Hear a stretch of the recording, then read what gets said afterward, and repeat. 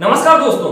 पिछले कई दिनों से हमारे देश में सड़क से लेकर संसद तक बवाल मचा हुआ है और बवाल का कारण है हमारे देश के अन्नदाताओं से संबंधित 3 ऑर्डिनेंस जो गवर्नमेंट लॉकडाउन के दौरान लाई थी और अभी उनको लोकसभा में पारित भी कर दिया गया है।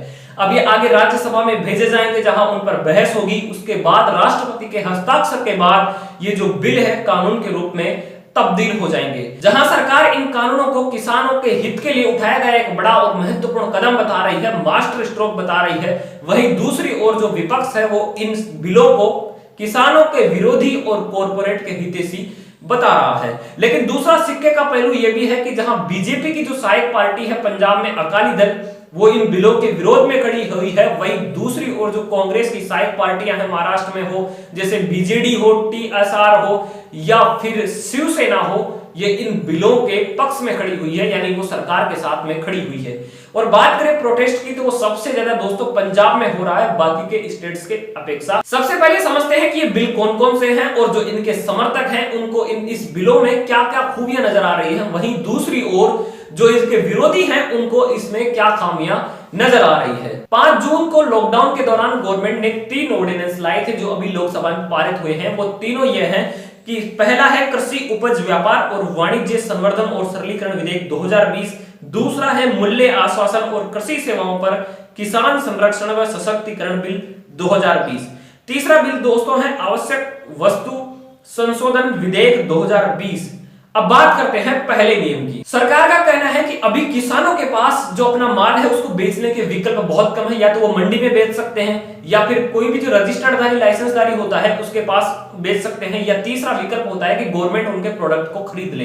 लेकिन इन बिलों को आने के बाद किसान अपने प्रोडक्ट को कहीं भी बेच सकता है, यानी वो आजाद हो जाएगा अपने प्रोडक्ट को मनचाही कीमत पर बेचने के लिए। यानी किसान अब न केवल मंडियों के बाहर भी बल्कि अपने डिस्ट्रिक्ट के बाहर, अपने स्टेट के बाहर भी अपना प्रोडक्ट बेच सकता है। किसान के पास कोई भी दबाव नहीं रहेगा, स्वतंत्रता नहीं रहेगी, जिससे गवर्नमेंट ये कह रही है कि जो बिचौलिए होते हैं वो खत्म हो जाएंगे और बिचौलिए खत्म होने के बाद किसान को अपने उपज का सही दाम मिलने लगेगा। वहीं जो इस बिल के विरोधी हैं वो ये कह रहे हैं कि ऐसा करने के बाद धीरे धीरे मंडियां खत्म हो जाएगी, क्योंकि प्रोडक्ट है जो बाहर बिकने लगेगा तो मंडियां खत्म हो जाएगी। उसके बाद एमएसपी खत्म हो जाएगी, एमएसपी के बाद में एमएसपी खत्म होने के बाद जो कॉर्पोरेट है वही किसान की जो प्रोडक्ट है, जो उपज है उसका जो रेट है वो डिसाइड करेंगे, यानी जो बाहर वाले जो कॉर्पोरेट है वही डिसाइड करेंगे। यह तो बात हुई पहले नियम की। अब बात करते हैं दूसरे नियम की। भारत के किसानों की कमाई है पूर्ण रूप से मानसून और बाजार की डिमांड पर डिपेंड करती है। मानसून को कंट्रोल नहीं किया जा सकता और किसान अभी इतना साक्षर नहीं है कि वो बाजार की डिमांड का अंदाजा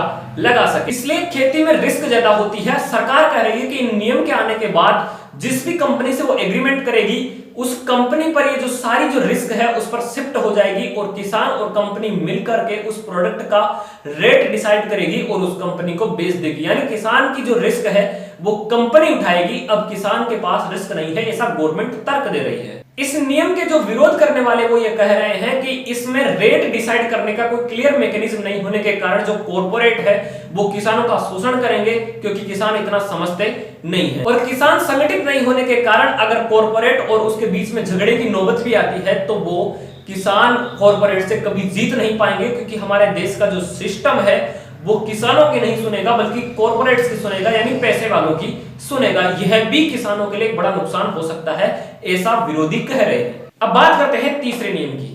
भारत में जो ज्यादातर जो कृषि उत्पादन अभी हो रहा है, विशेष रूप से जो 6 फसलें गवर्नमेंट ने इस नियम से बाहर करी है, ये 6 फसलों का उत्पादन उपभोग से भी ज्यादा हो रहा है। यानी ज्यादा होने की वजह से वो उपभोग नहीं हो पा रहा है तो वो खराब हो रहा है, क्योंकि न तो गवर्नमेंट के पास स्टोरेज की कैपेसिटी है और प्राइवेट सेक्टर में स्टोरेज पर कंट्रोल लगा रखा था गवर्नमेंट ने। अब कंट्रोल हटाने के बाद में कॉर्पोरेट भी इन प्रोडक्ट्स को स्टोरेज कर लेंगे, जिससे किसानों की फसलें खराब नहीं होगी और उन्हें कम से कम उनकी फसल का दाम तो मिल जाएगा। सरकार जो ये 6 फसलें हटा रही है इनका सामान्य परिस्थितियों में तो भंडारण कॉर्पोरेट कर सकता है, लेकिन जो विषम परिस्थितियां आएगी जैसे अकाल, बाढ़, भूकंप या युद्ध जैसे हालात, यानी आपातकालीन स्थिति में, इमरजेंसी में ये अपना भंडारण नहीं कर सकेंगे, फिर गवर्नमेंट इनको कंट्रोल कर लेगी। अभी गवर्नमेंट इन्हें छूट दे रही है। वहीं जो इस इस बिल का विरोध करने वाले ये कह रहे हैं कि सीजन के समय तो व्यापारी इन प्रोडक्ट को खरीद लेंगे और भंडार कर लेंगे, लेकिन बाद में इसी प्रोडक्ट को दुगने दामों पर बेचेंगे, जिससे जो प्रोडक्ट की जो कीमत है उसमें अस्थिरता आ जाएगी। तो दोस्तों ये थे दोनों के तर्क। अब बात करते हैं कि पंजाब में ही सबसे ज्यादा विरोध क्यों हो रहा है। दोस्तों पंजाब में जो सबसे ज्यादा प्रोडक्शन होता है गेहूं का और चावल का, और जो गेहूं और चावल का 90% जो पंजाब का जो प्रोडक्ट है वो गवर्नमेंट एफसीआई के थ्रू खरीद लेती है या एफसीआई ही उनसे खेती करवा रही है। तो अब उनको ये डर लग रहा है कि जो गवर्नमेंट की जो खरीद है वो बंद हो जाएगी, एमएसपी बंद हो जाएगी, तो फिर वो अपना माल कहां पर बेचेंगे। एफसीआई ने 2019-20 में टोटल पूरे देश में से 341.3 लाख मीट्रिक टन गेहूं खरीदा था, जो अकेले पंजाब के हिस्से में आता है 129.1 लाख मीट्रिक टन। तो उन्हें दिक्कत ज्यादा आएगी क्योंकि उनका माल तो वैसे भी गवर्नमेंट खरीद रही थी पहले एमएसपी दर पर। लेकिन जो अदर स्टेट जो विरोध नहीं करे उसका कारण दोस्तों यह है कि बेचारे अदर स्टेट्स को तो कभी एमएसपी का फायदा ही नहीं मिला, बल्कि हमेशा मंडियों में एमएसपी से कम रेट में ही वो अपना प्रोडक्ट बेच रहे हैं, तो उन्हें ज्यादा फर्क नहीं लग रहा। उनको ये समझ में नहीं आ रहा कि एमएसपी, क्योंकि उनको एमएसपी का कभी फायदा भी नहीं मिला। पूरे देश में केवल 6% प्रोडक्ट ही है जो एमएसपी पर बिकता है, वरना पूरा जो प्रोडक्ट है वो एमएसपी के बाद ही बिकता है, यानी एमएसपी से कम भाव में ही बिकता है किसानों का। अदर स्टेट्स की हालात बहुत ही ज्यादा खराब है किसानों की, क्योंकि वहां पर वैसे भी एमएसपी से कम रेट में ही उन्हें बेचना पड़ रहा है, तो उन्हें प्रोटेस्ट करना उचित नहीं लग रहा कि वो प्रोटेस्ट करें। तो क्यों करें, क्योंकि उनका माल तो वैसे भी एमएसपी से डाउन में ही बिक रहा था, इसलिए वो सब शांत बैठे हैं। और पंजाब का जो प्रोडक्ट है वो लगभग 96% प्रोडक्ट है वो गवर्नमेंट खरीद लेती थी, इसके कारण वहां पर ज्यादा विरोध हो रहा है। अब बात करते हैं उन भ्रामक सवालों की जो सोशल मीडिया पर सवाल उठाए जा रहे हैं या किसानों को बरगलाने के लिए सवाल उठाए जा रहे हैं कि ये कौन कौन से सवाल है, उनका जवाब गवर्नमेंट ने क्या दिया है, उन पर बात करते हैं। सबसे पहला सवाल है कि क्या राज्यों में एपीएमसी कानून यानी जो मंडियों से संबंधित कानून है या मंडियां हैं वो खत्म हो जाएगी। इसका जवाब है कि ये बिल एपीएमसी को बिल्कुल भी प्रभावित नहीं करता। कृषि बाजारों के बाहर रहे व्यापार को नए कानून के तहत कवर किया जाने वाला है। दूसरा सवाल है कि क्या एमएसपी हटा दी जाएगी, तो इसका जवाब तो खुद प्रधानमंत्री ने ट्वीट करके और अपने लाइव सेशन में भी कहा है कि एमएसपी से कोई प्रभावित नहीं होगी। एमएसपी पहले भी लागू थी, लागू है और आने वाले समय में भी लागू रहेगी, ऐसा प्रधानमंत्री मोदी ने खुद कहा है। तीसरा सवाल है कि क्या एफसीआई किसानों के जो उपज है उसको खरीदना बंद कर देगी, यानी सरकारी खरीद बंद हो जाएगी। इसका जवाब है कि सरकारी खरीद जारी रहेगी, ऐसा गवर्नमेंट बता रही है। आखिर में एक सवाल है जो सरकारों से भी है और सरकार के नुमाइंदों से भी है और लोगों से भी है कि जो किसान हमारे देश का पेट भरता है, हमारे देश का भंडार भरता है, क्या कभी तो कोई ऐसा दिन आएगा जब किसानों का भी पेट भरेगा, उनके भी भंडार भरेंगे और उनके घरों में खुशहाली आएगी।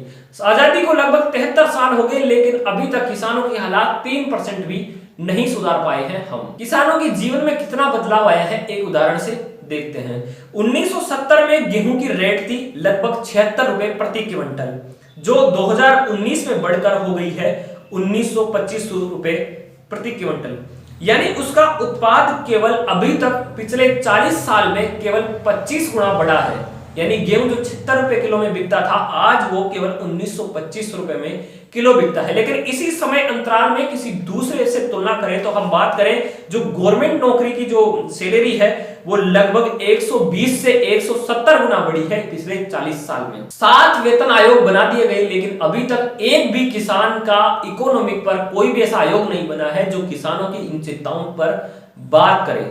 दूसरी बात, सरकारी कर्मचारी के बाद में अगर स्कूल टीचर्स की बात करें तो इसी समय अंतराल में स्कूल टीचर्स की जो सैलरी है वो 280 से 330 गुना बढ़ी है, लेकिन किसान की केवल 25 गुना बढ़ी है।